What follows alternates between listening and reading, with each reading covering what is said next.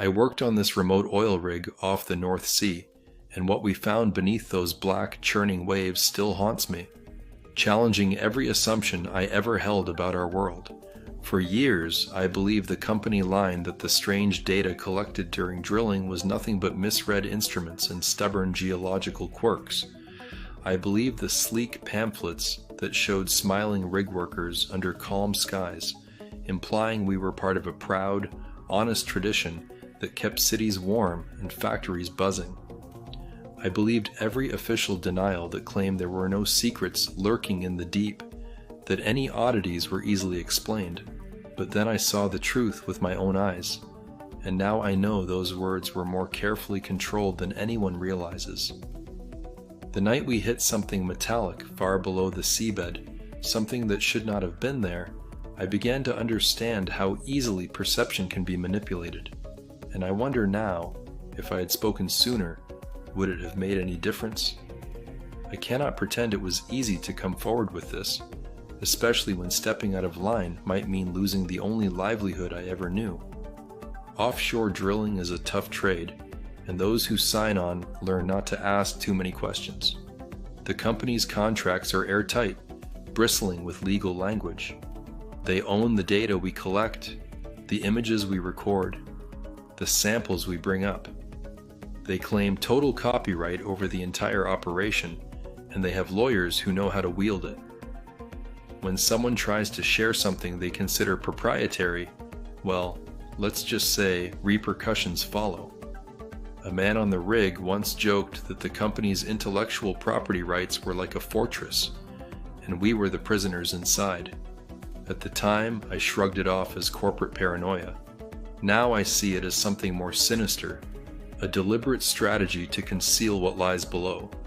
I understand this might sound absurd or exaggerated, but consider the controversy that erupted a few months back when an independent research group claimed to have recorded seismic anomalies in the North Sea. They published their findings only to be discredited within days by official agencies.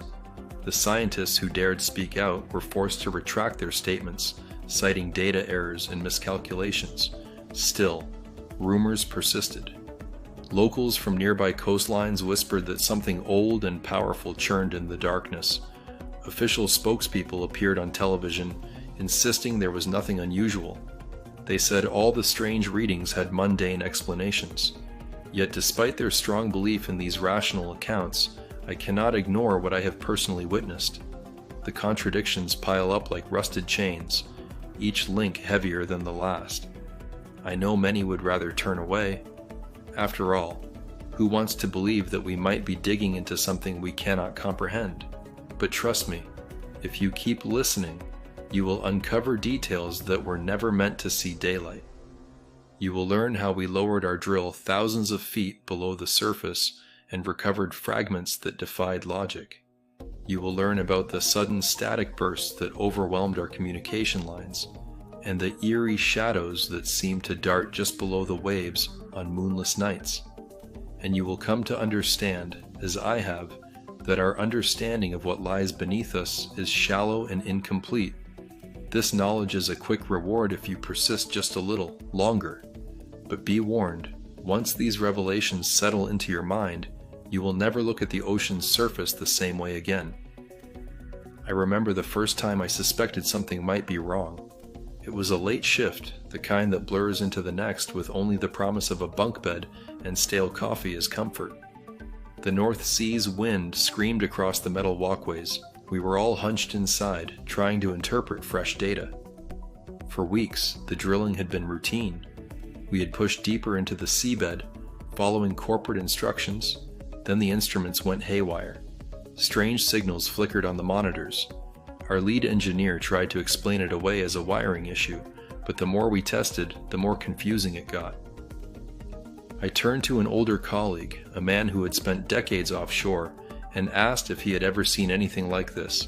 He just gave me a tight-lipped stare before muttering that we needed to keep our heads down and trust the company's story. His eyes said more than his words. I did not know what to think. Was I falling for a nonsense tale? Was I letting paranoia get the better of me? The official stance remained that everything was normal. Yet the harder they insisted on normalcy, the more I sensed they were covering something up. At first, I told myself I was overreacting. After all, the ocean is full of mysteries. But then the contradictory statements began. The operations manager insisted no anomalies existed, while later that same day, a member of the survey team confessed privately that he had seen equipment bending as if it had struck a buried metal plate. He pleaded with me to forget what he said, his eyes darting nervously over his shoulder. Why would a trained professional, normally calm and collected, suddenly sound so frantic? The more I think about it, the more I realize that we humans are wired to seek consistency, to believe in orderly explanations. When confronted with something that makes no sense, we either dismiss it or try desperately to fit it into our existing framework of logic. That is what makes this tale so troubling. I know what I saw, I know what I heard, yet I cannot offer a neat explanation. The company officials refused to discuss what happened after they confiscated the core samples. All they say is that the matter has been resolved. Resolved how? There are too many unanswered questions, and I must ask myself, did I do enough to dig deeper? Did I let my fear of losing my job stop me from asking the hard questions when it might have mattered?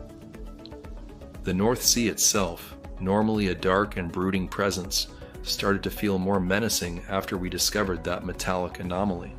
Its surface seemed too calm at times, as if something below was waiting. Night after night, I strained my ears, convinced I could hear a low humming. Others claimed to hear it too, but only in whispers, as if speaking the words aloud would invite punishment. One evening, I noticed subtle flickers of pale light far out across the waves. They appeared and vanished almost too quickly to register. Did I imagine them, or were they real? I wish I had had the courage to point them out, but I remained silent, filled with doubts and second-guessing. Looking back now, I wonder if that silence was exactly what they counted on. I recall a specific real-world event that drew my attention months before I even considered a posting on the oil rig. There was a small flurry of reports about strange underwater sounds recorded by independent marine biologists. They said the sound patterns did not match any known whale or fish species. Governments brushed it off, labeling the scientists as overly imaginative or misguided. At the time, I agreed with the official stance. I chuckled at the idea of undiscovered marine creatures that large. After all, the ocean is vast, but we have technology now, right? Nothing truly unknown could hide for so long, or so I thought. My perspective changed the moment our drill hit that bizarre metallic barrier deep underground. It made me realize that we have barely scratched the surface of what lies below.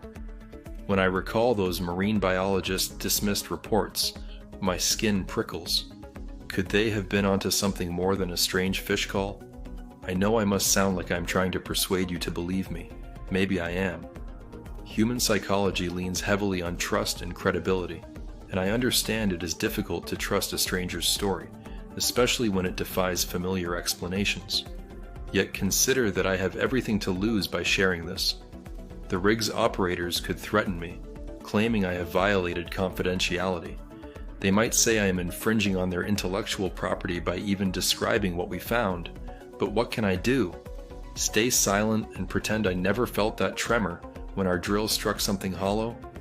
Pretend I never saw the flash of something metallic in the recovered fragments? How can I live with myself if I do not at least try to warn others that we may have awakened something that should have remained undisturbed? On the horizon, distant ships moved like shadows against the faint glow of platform lights. The rig hummed, powered by machinery that never rested. Every day, we extracted resources from the seabed, thinking we understood the risks.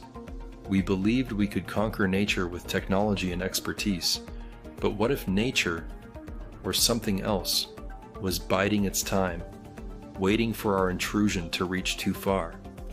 This thought gnawed at me, especially as I caught rumors among the crew that certain data logs were missing. Someone had been erasing digital records at night. Why erase perfectly mundane geological readings unless they revealed something extraordinary? As I recount these details, I feel my chest tighten with a mix of fear and regret. The fear stems from what we might have stirred up. The regret comes from not shouting louder, not exposing it sooner. But would anyone have believed me? Even now, as I struggle to find the right words, I fear sounding like a madman. The tension on that rig was palpable. Men who had once been jovial and open became suspicious and guarded. The simplest questions: what was that noise last night? Did anyone else feel that vibration? Were met with uneasy shrugs and silence. We were all complicit in some way, victims of a collective hush. But silence can only hold back the truth for so long, especially when the truth rattles the very foundations of your beliefs. I think about how quickly official agencies respond to leaks or strange reports. Information is sealed behind layers of denial. They say it is for our own good, that public panic would do more harm than good. But the more I consider it, the more I suspect their motives are not so noble. Perhaps they fear what would happen if people learned that we are not as alone or as in control as we think. Perhaps what we uncovered below the North Sea's bedrock is not a natural formation at all, but a fragment of something else, something made, or grown with purpose. If that is the case, then what else is being hidden, not just here, but in other corners of the earth? Is it wrong of me to question everything now? Am I losing my grip on reason, or have I simply chosen to see what others refuse to acknowledge? The contradiction between what we were told and what we experienced is like a splinter lodged in my mind. With each passing day, it digs deeper, making me more certain that we glimpsed a secret that demands explanation. I know I have only given you fragments, hints of something larger, yet these fragments are not random. They form the outline of a much bigger and darker puzzle, and if you decide to stay with me, to hear the rest of what happened, I promise I will not hold back. I will tell you about the night the rig shook beneath our feet, and how the screams we heard were nothing like any human or animal cry we had ever encountered. But for now, I must pause. I must collect my thoughts and steady my heart. Because once I describe what we truly found, there will be no going back. It began with a sudden vibration that rattled every bolt and beam on the rig. We were on a night shift, blinded by darkness, when the entire platform shuddered as if something vast and alive were pushing up from below. I remember clutching the nearest railing, my knuckles white, as the machinery screeched and lights flickered. The foreman shouted orders, but his voice carried a tremor. It felt like we had finally reached the heart of the mystery, a moment that demanded resolution, yet all it did was deepen our fear. As the tremors subsided, I could hear men cursing, their voices muffled and trembling in the salty wind. The ocean's surface looked calm, too calm, a mockery of the chaos beneath.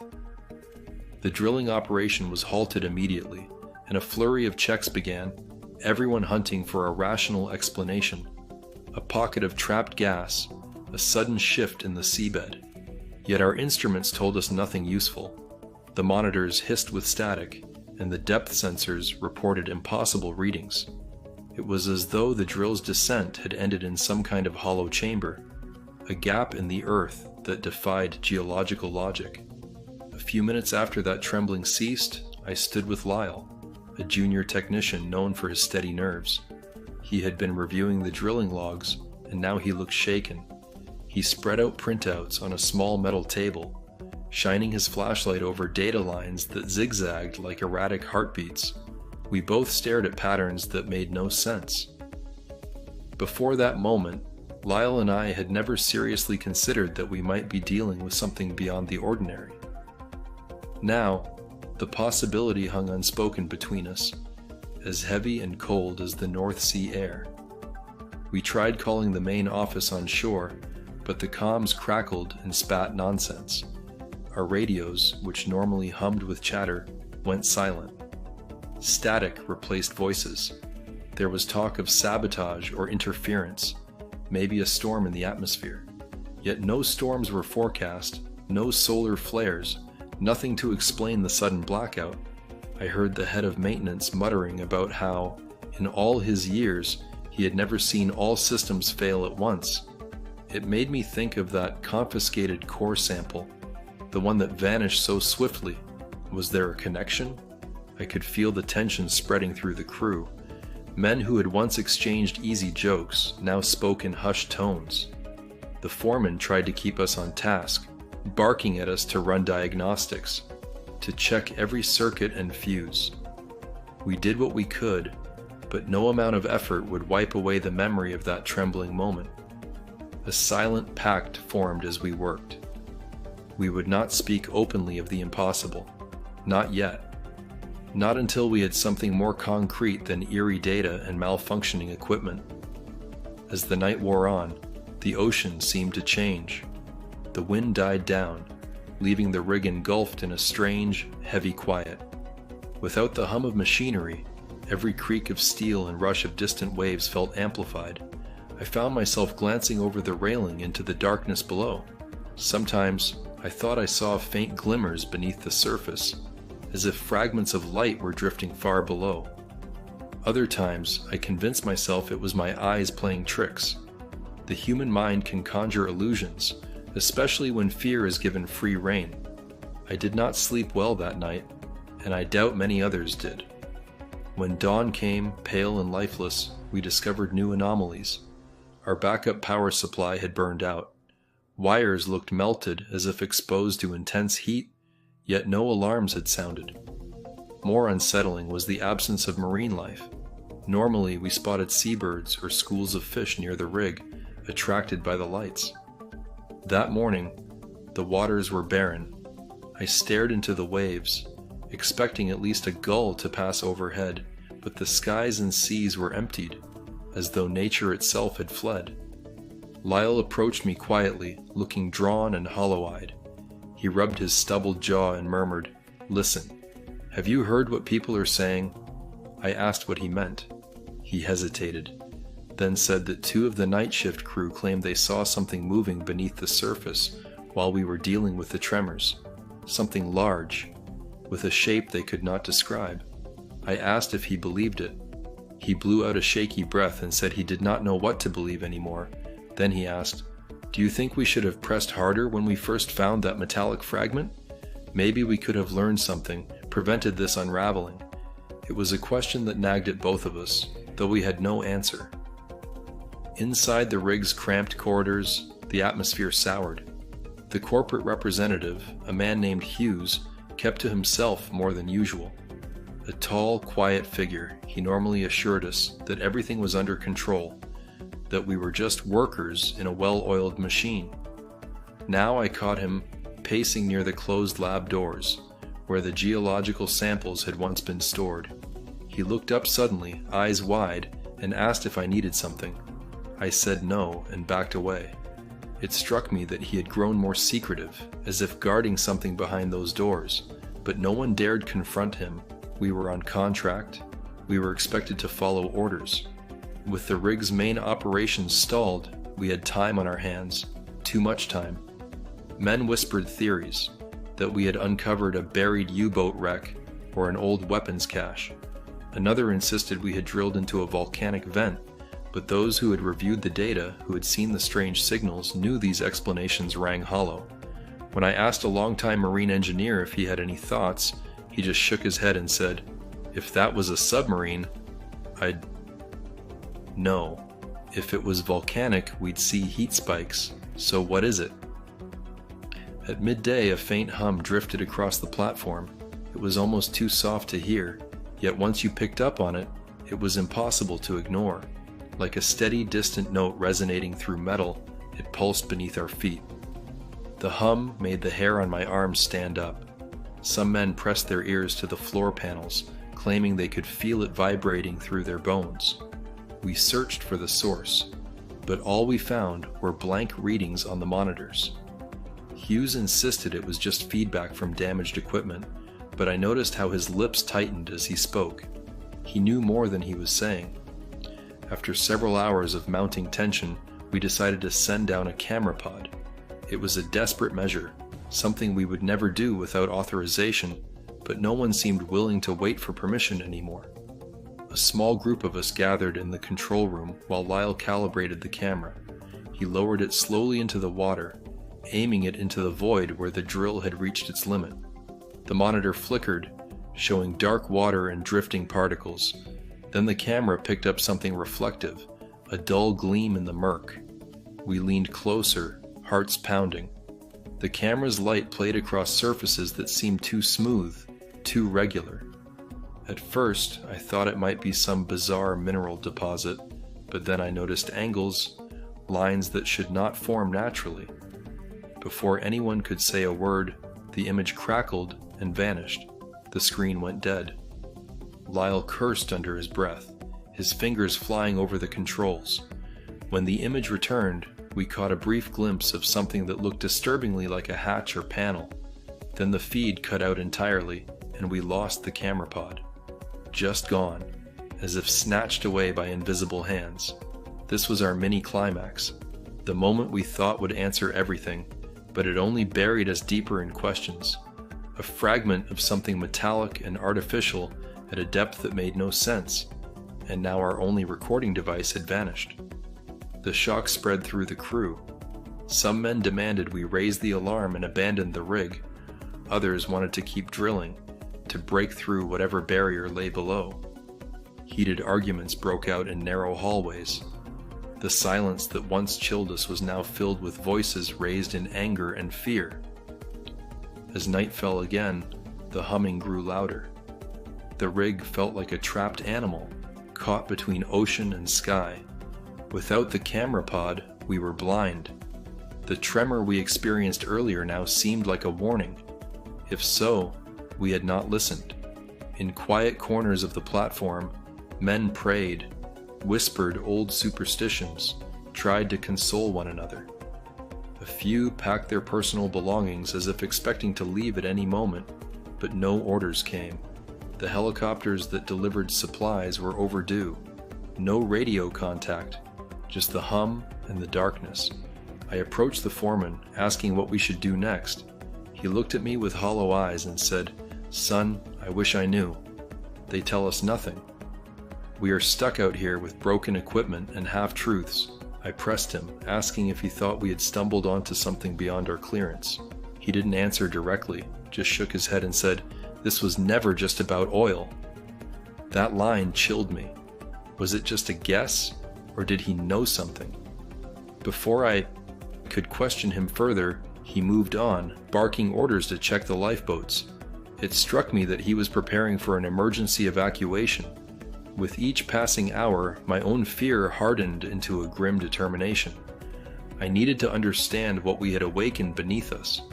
The only clue we had left was that vanished camera feed, which hinted at a structure or an artifact no one dared name.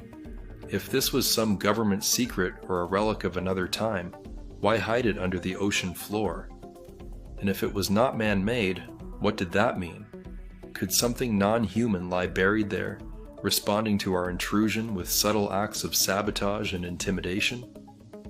The night pressed close, and I found myself standing on the deck again, staring into the gloom.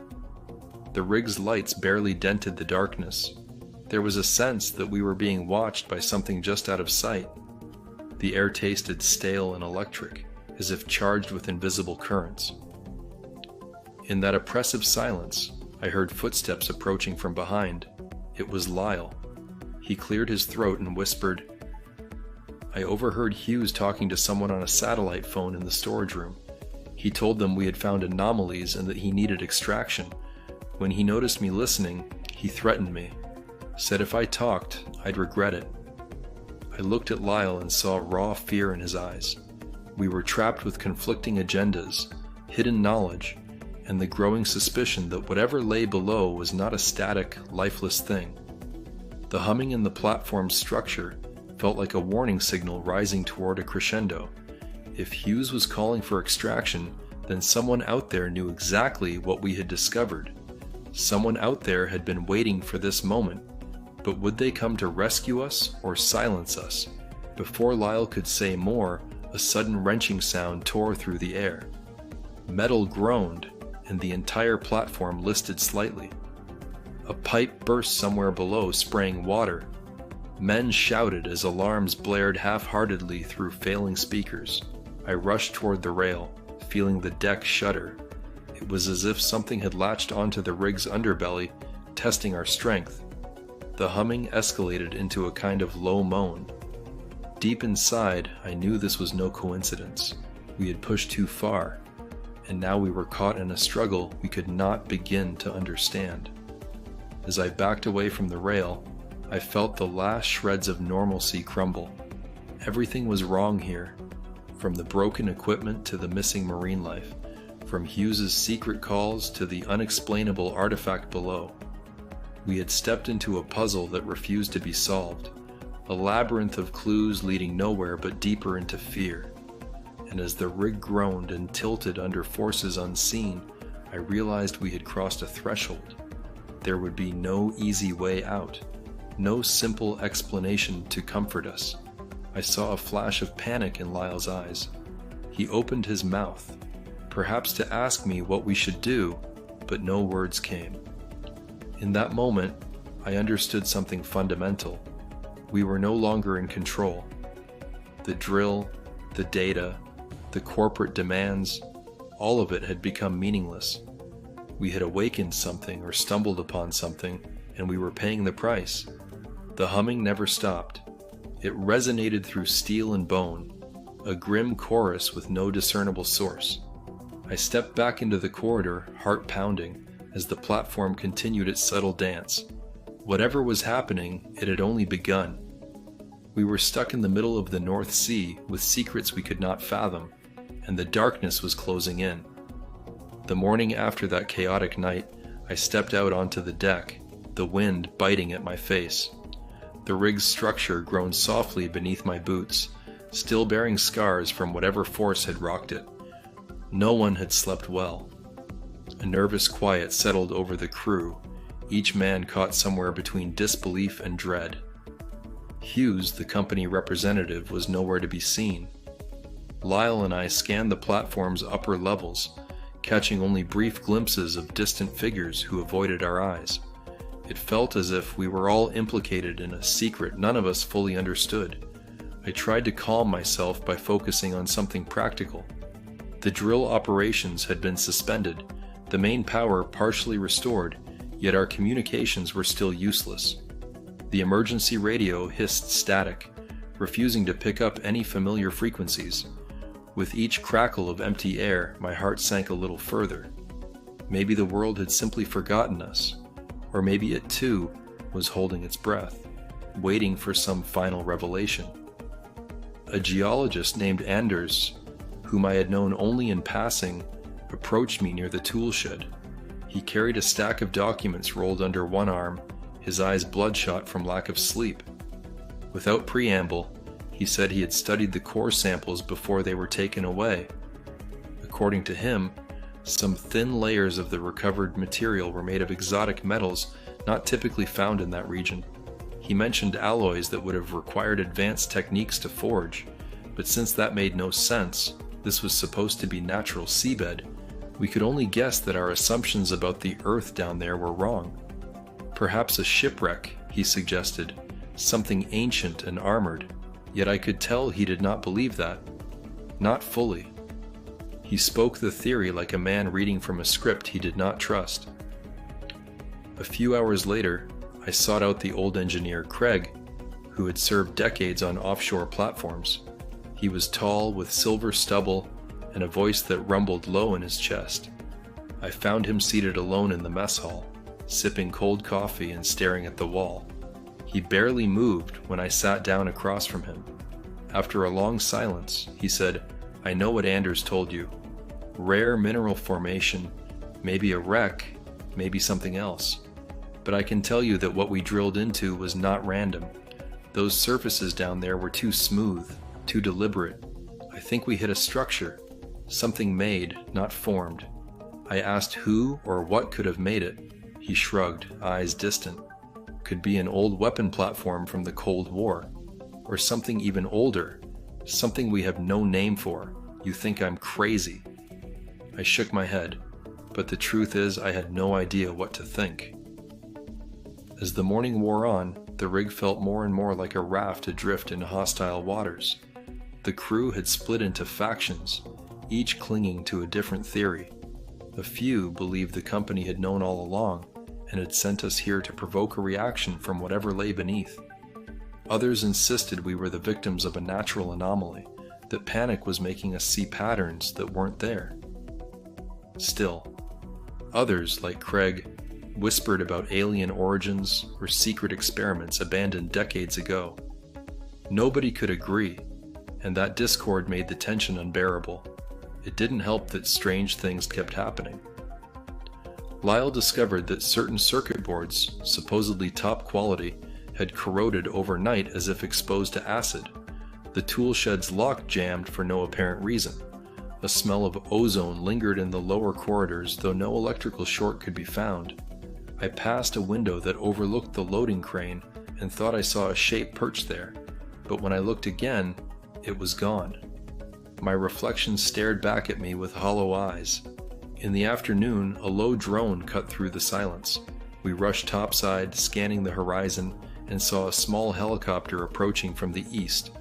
Relief flared, but it vanished just as quickly when the aircraft hovered at a distance, never coming close enough to land. Through binoculars, I noticed no identifiable markings on its hull. It circled once, then retreated into the haze. We tried signaling with lights, flares, even a makeshift semaphore, but it ignored us. Was it observing us? Why not help? The unanswered questions gnawed at our minds. Hughes reappeared late that day, striding through the corridors as if nothing were amiss. When we confronted him, he scoffed. He said this was all nonsense, temporary glitches we were blowing out of proportion. If he noticed our narrowed eyes, he gave no sign. I pressed him about the missing samples and he snapped, "Classified company property, none of your concern." He threatened job termination if we persisted. That old fear crept back in, losing my livelihood, but after what we'd endured, the threat rang hollow. Still, the rest of the crew hung back, uncertain. He had authority. We had fear and confusion. Night fell, bringing more unease. Waves slapped the rig's supports, though no storm was visible. Men reported hearing whispers just beyond closed doors. The platform lights flickered, painting shadows that seemed to move on their own. Anders approached me again, his hands shaking. He said something had changed in the layers beneath us. He'd snuck into the control room and accessed old drilling logs, finding discrepancies that suggested we'd been given false coordinates. According to him, we hadn't been drilling where we thought we were. We'd been directed slightly off course. Why would the company mislead its own crew? We set a watch rotation, trying to maintain some semblance of order. Lyle and I took the midnight shift, standing near the railings and staring into ink-black waters. He confessed that he had nightmares now. In these dreams, he saw elongated silhouettes drifting under the platform, their movements synchronized, as if guided by a shared intent. I admitted to similar fears, but I did not mention my own nightmares. Dreams of distorted faces in underwater domes, of lights flickering in endless corridors beneath the sea floor. Around 3 in the morning, an alarm wailed without reason. We scrambled to the control panel and found the temperature gauges spiking erratically. Then, just as quickly, they returned to normal. We checked the lower decks and found no damage, yet the alarm had not lied. Something had triggered it. Anders said that maybe some electromagnetic field linked to whatever was below was tampering with our instruments. Craig muttered that we were being warned. Tested, perhaps. Hughes locked himself in his private cabin, ignoring everyone. As the hours passed, conflicting theories flourished. Some insisted that we must descend with a special submersible if we ever got the chance, to see what lay under the seabed. Others refused, certain that contact would only provoke something worse. Fear made us irrational. Arguments broke out. A young welder accused the foreman of hiding information, and the foreman threatened to knock his teeth out if he spread more rumors. It took 2 men to separate them. I tried to remain neutral, to think clearly, but I felt my grip on reason slipping with every strange event. We were trapped in a puzzle without edges, every piece more bizarre than the last. If I stepped back, I could see a pattern. The company's secrecy, the helicopter's distant surveillance, the impossible materials, the humming vibrations, and corrupted equipment. Yet nothing fit neatly, and that made my chest tighten with frustration. Were we dealing with some military experiment, testing new technology in secret, or was the answer far stranger, something beyond human design? 2/3 into that long, agonizing night, we experienced a sudden spike in tension. Anders shouted from the control room he had found an audio recording hidden in the rig's outdated software. We rushed inside, crowding around him. He played it, and at first we heard only static and faint drips of water. Then came a low, resonant sound, like a voice without language, thrumming at a pitch that made our teeth hurt. Men cursed and covered their ears. Over that unsettling drone, we caught half words in English, spoken by someone who sounded terrified. "We can't contain it. Ordered to seal. No one must know." The recording cut off abruptly. For a moment we thought we had our answer. A previous crew must have been here. They had discovered something and tried to contain it. But what? And when? Before we could process this, the monitors sparked and the playback vanished. The recording's existence and its sudden disappearance left us shaken. We had hoped for clarity, but it only introduced more questions. Were we standing in the footsteps of people who had tried and failed to keep this thing secret? The atmosphere turned suffocating. Men paced the corridors, eyes darting. Every bump or crack in the structure made us flinch. Someone claimed that the rig's supports were vibrating again, and sure enough, I felt the platform tilt slightly. A dull glow seemed to flicker beneath the waves, just out of reach. I leaned over the railing, heart pounding, half expecting a shape to rise up and greet me, but all I saw were ripples reflecting our dim floodlights. Then, just as despair began to set in, something even more unsettling happened. The foreman, a hardened man we all respected, disappeared without a trace. He had stepped out to check on the lower decks, promising to return in a few minutes. After 15 minutes passed, we searched. We found nothing. Not a tool dropped, not a sign of a struggle. It was as if he had vanished into thin air. The silence that followed was far worse than any argument. Men looked at each other, pale and speechless. If people could simply vanish, what chance? Did any of us have? As we regrouped, Hughes emerged from his cabin, sweating and frantic. He demanded we do a full sweep of the rig, but we had already done that. When he realized the foreman was truly gone, he broke down and confessed that he had orders from above, orders to push drilling beyond normal limits, to gather data at this precise location. He claimed ignorance of the true nature of the mission, insisting he was just following protocols. None of us believed him fully. By then, trust had eroded to nothing. Suddenly, a sound like distant thunder rolled through the steel beams. The rig trembled again, harder this time, throwing us off balance. Pipes rattled and water splashed over the deck. I grabbed a railing as the platform seemed to lean dangerously. Everyone shouted at once. We had no rescue in sight, no plan, no understanding of what we faced. Just a sense that something beneath us was stirring, reacting to our presence in ways we could not guess. A moment later, a huge gush of bubbles broke the ocean's surface. It looked like the sea itself was exhaling. The water frothed angrily, and beneath that disturbed surface, I saw a brief flash of phosphorescent light. Then it was gone. We backed away from the rails, huddling together. Anders cursed under his breath. Craig shook his head, and Lyle stood pale and trembling. Hughes kept mumbling that we had to hold on until sunrise, but what good would daylight do? Before any of us could think straight, we heard a metallic screech from below the deck. Something heavy and unseen collided with the rig's supports. The whole platform lurched, and I lost my footing. I fell hard, tasting blood in my mouth, and scrambled to rise. The others staggered, clutching equipment and railings. The sound from below repeated, and with it came a shudder that I felt deep in my bones.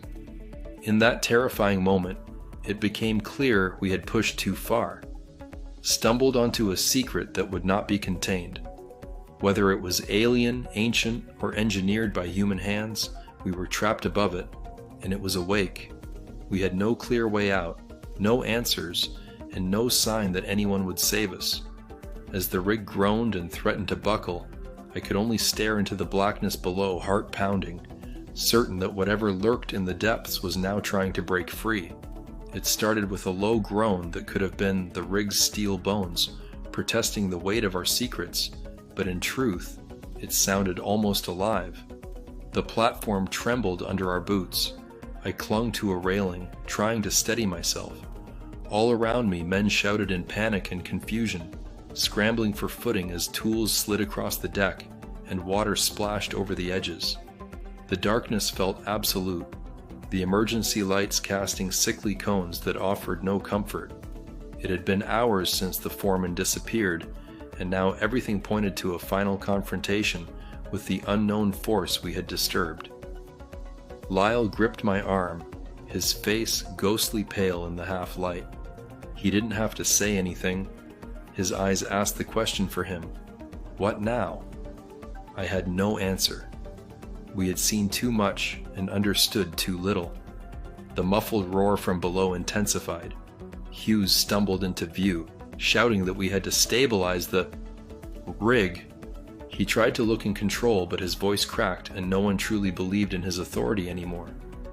Anders and Craig appeared, equally shaken. Craig muttered that we should cut the main drill lines, hoping to free ourselves from whatever lay beneath. Anders whispered that it wouldn't matter. The presence below seemed too vast, too cunning. Just as we began to argue, a new sound rose from the depths, an eerie hum that set every nerve on edge. It reverberated through the steel supports, through our chests, into our skulls. The deck pitched violently. Someone screamed. I staggered toward the platform's edge, determined to see what was happening in the water. Lyle followed close behind, clutching a flashlight that flickered madly. Together we peered over the railing, searching the black waves for any sign of movement. At first, I saw only churning water and froth. Then, under a flash of emergency light, I caught a glimpse of something rising. It breached the surface slowly, shedding cascades of seawater. I thought I was looking at a twisted crane, or some broken section of the rig dragged upward, but no, this thing had symmetry, a pattern to it. Long, jointed limbs rose, glistening and pale, ending in serrated edges that dripped cold brine. A massive shape followed, an arching thorax that pulsed with a faint inner glow. Beneath a transparent carapace, strange veins shimmered in hues I had no name for. It was neither machine nor beast as I understood those words. It seemed both too organic and too deliberate, as if engineered by minds beyond human comprehension. My knees felt weak. Lyle cursed in a choked whisper. Behind us, men gasped. The creature's head emerged, crowned with multiple dark lenses that reflected our lights back at us. Those eyes, were they eyes, seemed to scrutinize us. In that moment, a sickening realization settled over me. The metallic fragment we had drilled up, the anomalies, the vanished foreman, the mysterious frequencies, all of it pointed to one impossible conclusion. This entity was not just lurking in the depths, it was part of what we had disturbed, perhaps a guardian or a survivor of something older than our species. The fragment must have been a piece of its shell, or an appendage, and by ripping it free, we had awakened its owner. A piercing screech erupted from the creature, rattling my teeth. Men dropped to their knees, clutching their heads. The sound was like metal scraping across bone, layered with tones that seemed designed to shred human nerves. I pressed my hands over my ears, but it did nothing. I could feel the screech in my skull, unraveling my thoughts. I wanted to run, but my legs would not obey. Lyle crouched beside me, eyes squeezed shut, breathing hard. I managed to glance behind us and saw Hughes stumbling backward, his face contorted in terror. Anders stood frozen, lips parted, and Craig gritted his teeth as though resisting an overwhelming urge to scream. Then the screech abruptly stopped. Silence fell, broken only by the hiss of water pouring off the rig's edges. The creature lingered, half submerged, its limbs flexing with unnatural precision.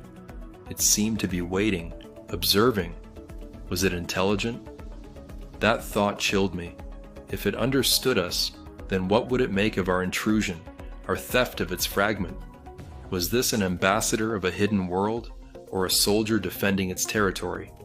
Hughes, desperate to reassert control, shouted that we had to radio for help, but we had tried that already, countless times. The static, the missing signals, all of it had led us here. No one bothered to correct him. We knew we were beyond that now. If anyone outside knew what we had found, they were keeping their distance, letting us face the consequences alone. A sudden surge in the water drew our eyes again. Behind the colossal figure, more shapes rose, smaller but similarly strange. They moved in synchronized patterns, bobbing just beneath the surface. My heart lurched. The creature was not alone. A colony, a swarm, a family, call it what you will, had begun to emerge from the deep. Their translucent bodies shimmered with internal lights like bioluminescent circuitry, painting the darkness in ghostly hues. Our rig was surrounded. If these beings chose to attack, we had no hope of escape. My mind raced. Did they come here because of what we extracted? Because we had breached their domain and stolen a piece of their existence? If we returned it, if we showed we meant no harm, would they spare us? But we had lost the fragment to secrecy, confiscated by Hughes and whisked away. For all I knew, he had destroyed it or hidden it in some locked compartment. How could we negotiate or reason with creatures whose thoughts we could not fathom? Lyle whispered, "What do we do now?" He sounded like a scared child. I felt no braver. We were trapped on a steel platform, balanced over an unknown abyss, encircled by living nightmares.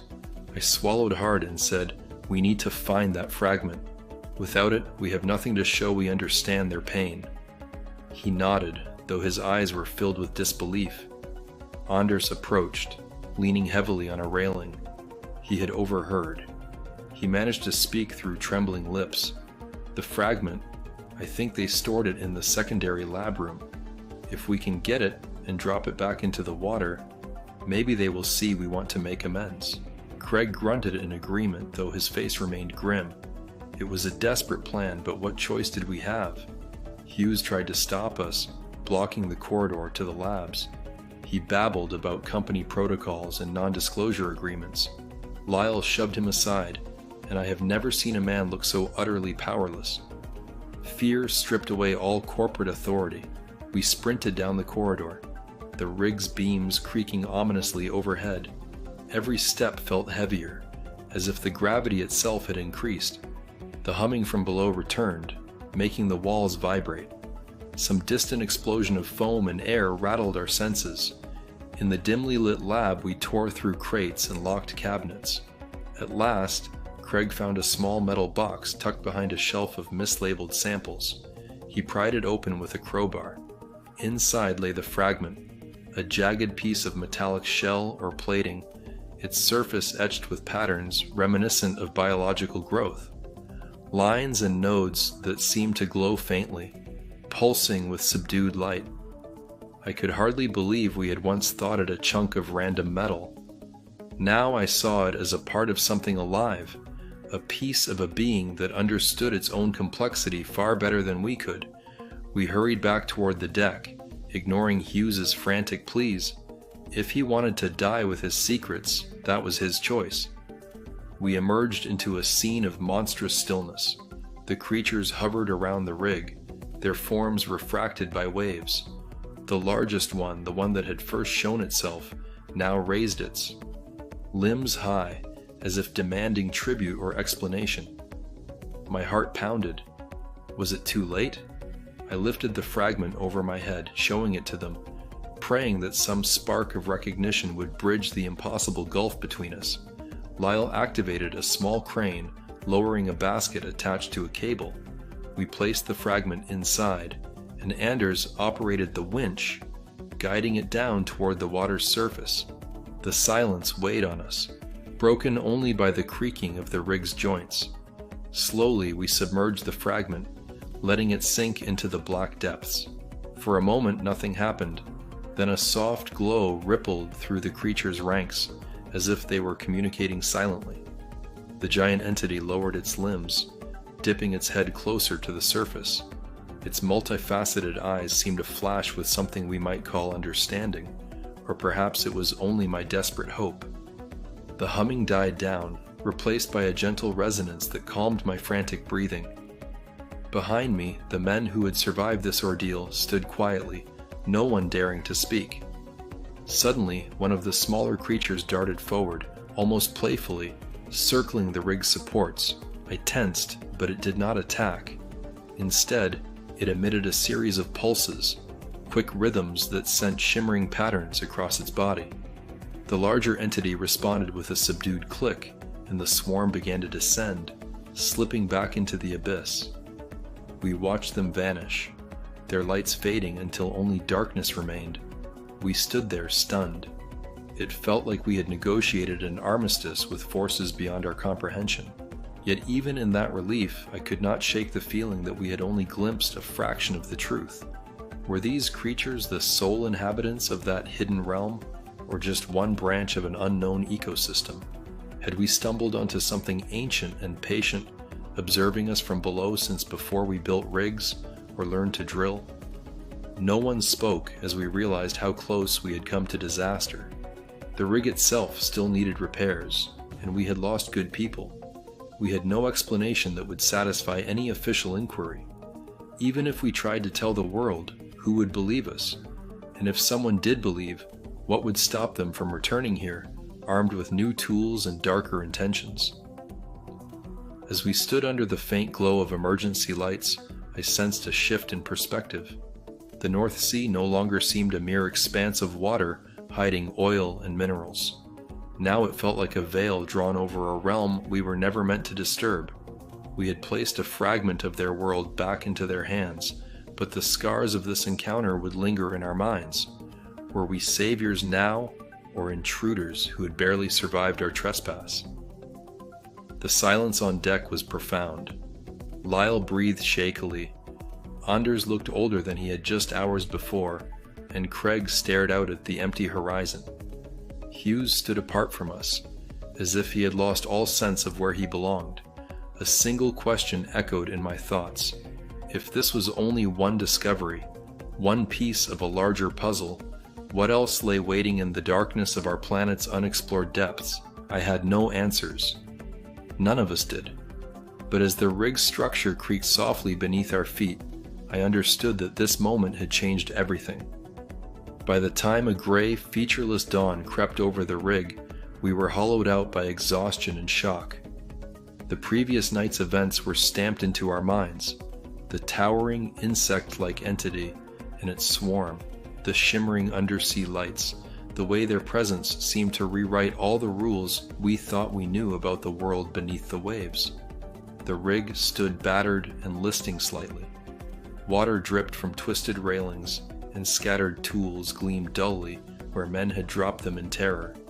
No one spoke. No one dared to break the silence that had settled like a shroud.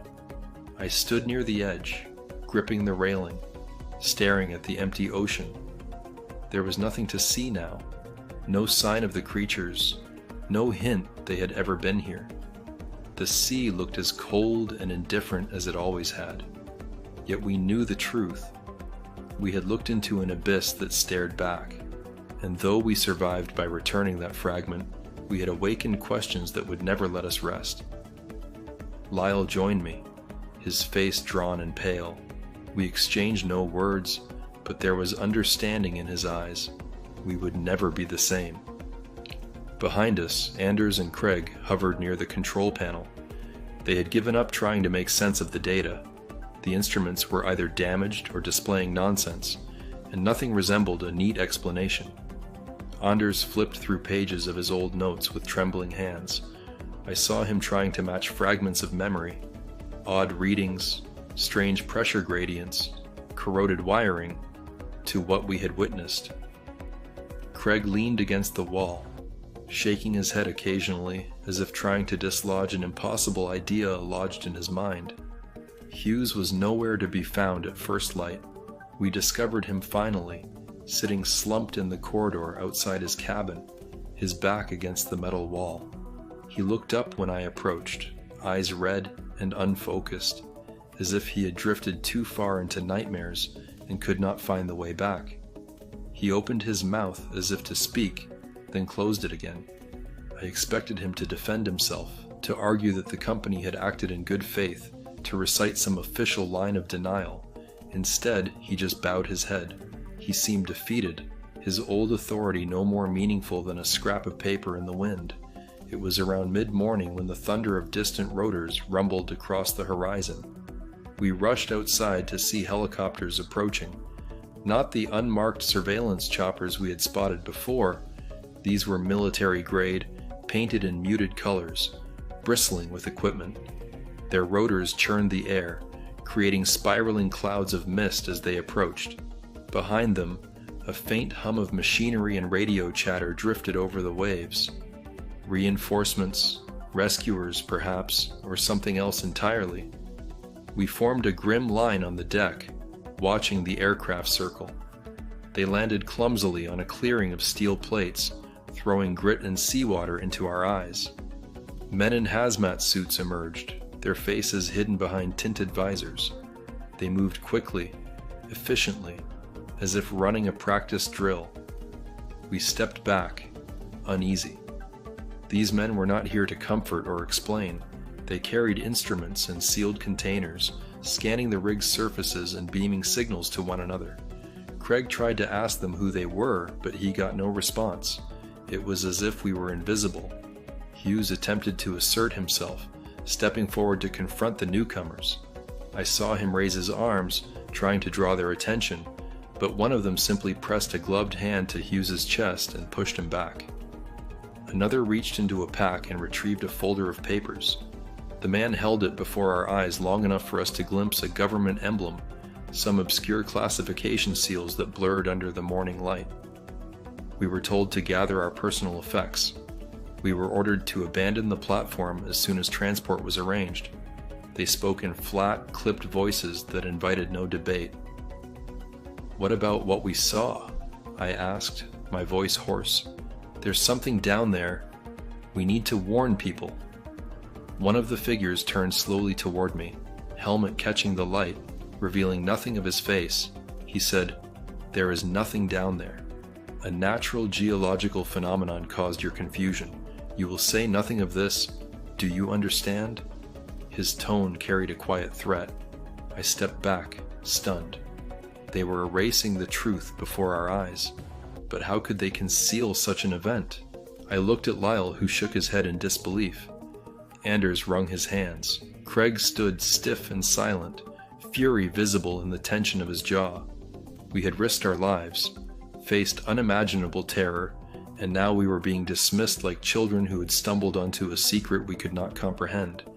Hughes tried once more to protest, demanding clarification. This time the suited men simply ignored him altogether. We watched them dismantle our evidence. They moved through the rig like surgeons removing tumors. Data drives vanished into metal cases.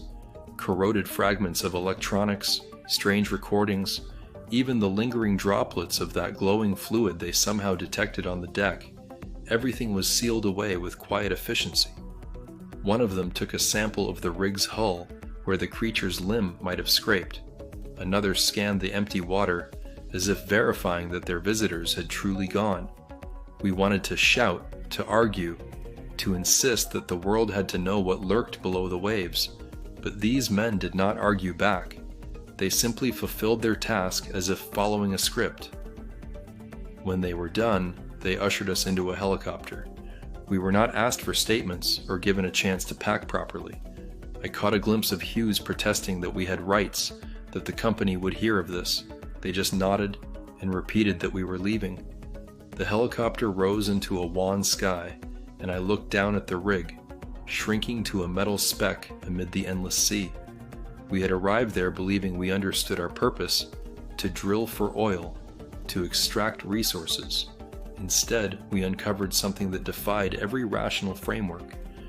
Now we were leaving with nothing but confusion, fear, and the bitter taste of secrets we would never fully decode. On shore, debriefing was a blur of half-truths and veiled threats. A handful of officials, never giving their names, informed us that we had experienced a technical malfunction combined with psychological stress. They said no creatures existed, no anomalies were recorded. They forced us to sign documents that bound our silence. Non-disclosure agreements, penalties spelled out clearly. Anders protested. Craig demanded honesty. Lyle looked, ready to snap, but in the end, what could we do? We had no proof. They had taken it all. The world would never know, unless we risked everything to tell the story. I left that makeshift office more shaken than when I first saw the creature emerge from the depths. Before all this, I had believed in the chain of logic, in the honesty of what we do. If you drill into the earth, you find rock and oil and gas. If you investigate an anomaly, eventually you find a scientific explanation. That belief had died out there on the rig. We had learned that we share this planet with entities or intelligences that do not fit into our neat models. They are here, hidden beneath waves and rock, biding their time or simply existing outside our notice. And those who wield power, government agencies, corporations, who knew how deep this went, were determined to keep it that way. Back home, I tried to return to normal life, but it proved impossible. At night, I woke sweating, remembering the screech that pierced my skull. I imagined those alien eyes watching me even now, from the safety of the ocean's depths. When the rain fell outside my window, I wondered if it carried traces of distant seas that harbored countless secrets. I barely spoke to anyone. My old job was gone, my reputation compromised. Word spread that I had left the rig in a troubled state of mind. I guess that was the cover story. I did not bother to correct it. Let them think what they want. Lyle sent me a letter weeks later. He said he couldn't sleep either. He had tried to tell a friend about what we experienced, but the words sounded hollow, insane. Without evidence, we were just storytellers spinning a fantasy no one would believe. Anders wrote too, saying he had tried to run the few stray numbers he memorized through geological models, and they never matched anything natural. Craig never wrote, but I heard from another crew member that he spent his days drifting between bars and shipyards, muttering about living machines in the deep. Over time, I pieced together small hints from the past. I remembered the research group that once claimed seismic anomalies in the North Sea, dismissed as incompetence. I recalled the old reports of unidentified underwater signals that governments had brushed off. Now it all lined up. These anomalies were not random. There had been warnings, clues left by those who dared to peek beyond the curtain. We had just been the latest fools to stumble into forbidden territory. What startled me most was realizing that this revelation did not end our confusion. If these beings lived beneath the sea, if they were intelligent or at least organized, what else could be lurking in places we have yet to explore? Could similar entities reside in polar ice caps, under deserts, or hidden within isolated mountain ranges? Were we just scratching the surface of a world far richer and stranger than our textbooks admit? Despite all the silencing and threats, I knew I had to share my story somehow. Even if it sounded ridiculous, even if people laughed or dismissed me, I had to plant the seed of doubt, because the truth is too large to stay buried. We had disturbed something we could not name, and for a brief, terrible moment, it showed itself to us. It showed that we are not the sole masters of this planet. We are tenants, living above hidden chambers where unimagined life thrives. I kept thinking about that final glimpse, the colossal entity lowering its limbs when we returned its fragment. There was a sense of acknowledgement in its posture. It spared us, or perhaps it never intended to harm us at all. Perhaps it was only curious, confused by these noisy intruders who drilled at its home. The idea that we had communicated, however clumsily, haunted me. We had touched upon something profound, and then it slipped away beneath the waves, leaving us adrift with unanswered questions. This realization weighed heavily on me. I had spent my life thinking in clear lines: work a job, follow orders, trust the chain of command. Now all those lines were blurred. The government and corporate interests had conspired to erase what we found. People who should have protected us rushed to silence us, yet in doing so, they confirmed something: that our world is not what it seems. The shield of ignorance they maintain only proves how fragile their hold on the narrative really is. I cannot say what the future holds. Maybe those creatures will remain below, continuing their lives unseen. Maybe one day something else will disturb them, and a confrontation will prove less merciful. Or perhaps we will learn from this. Perhaps someone will find a way to understand them, to communicate openly. But for now, we live in a fragile balance. As I stand here reassembling my life with shaky hands, I cannot stop asking one final question. If these entities are here, and we have already disturbed their realm once, drawing them to the surface in a moment of tension, what happens the next time we push too far? What happens if the barrier of secrecy cracks, and people discover that we share the planet with beings who do not adhere to our rules? If they are already here, and we have disturbed them once, what happens if they decide to surface again?